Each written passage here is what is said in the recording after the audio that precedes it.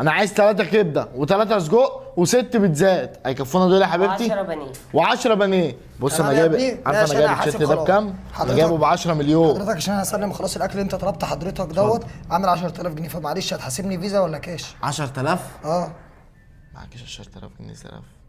للاسف لا. ثانيه بالظبط هطلع اسحب فلوس من بره واجي لك تاني. بسرعه ما تتاخرش.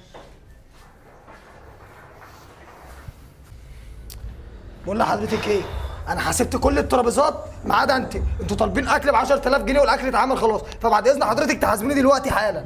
ما هو راح عشان يجيب الفلوس والفيزا، اكيد في حاجه، اكيد الفيزا، اكيد المكنه، اكيد.